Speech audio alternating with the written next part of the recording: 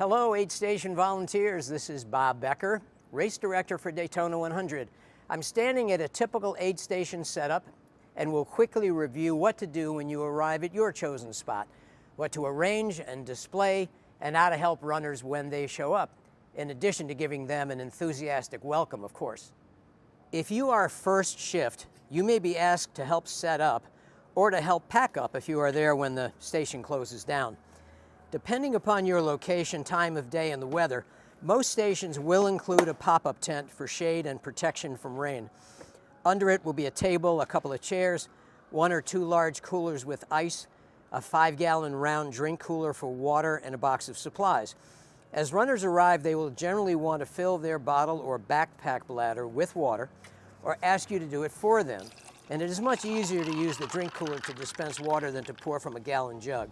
So your first job is to fill the cooler with a bag of ice and 3 or 4 gallons of water. Next, be sure to display some of every food item you will be offering so that runners may grab and go. Simply replace stock as it is taken. Have sunblock, anti-friction, anti-blister product, electrolyte capsules or drink mix readily available for them too. Basically display and offer everything you've been given. If soft drinks are provided at your station, partially fill a few cups for quick access and replace as they are taken.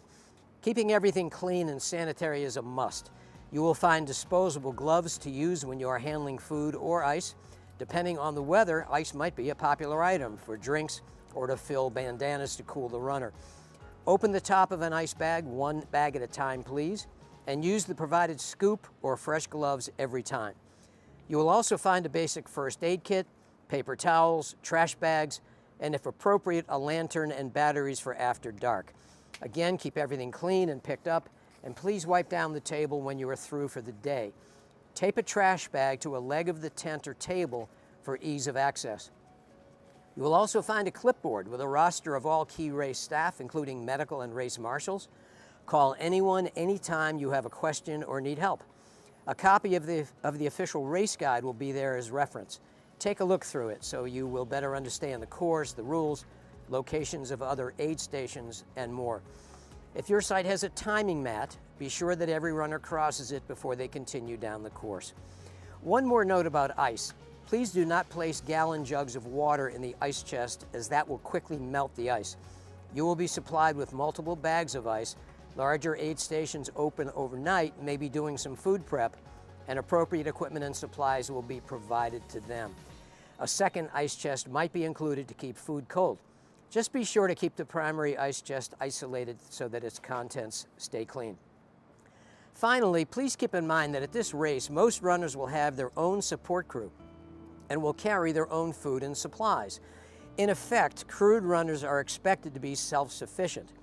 Aid stations are set up primarily for the minority of runners who do not have their own support crew. There will not be sufficient supplies for all runners to help themselves. Runners and their crews leapfrog along the course, meeting as frequently as they wish.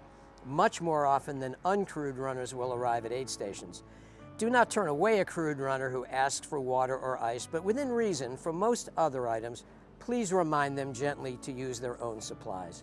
Aid station volunteers, that's you, are critical to the success of ultramarathoners. Without you, very, very few would be able to complete a long ultramarathon race. You should feel very good about your contribution on race day. So on behalf of these athletes, please accept my sincere thanks for your terrific contribution. You will be inspired by these runners. Enjoy.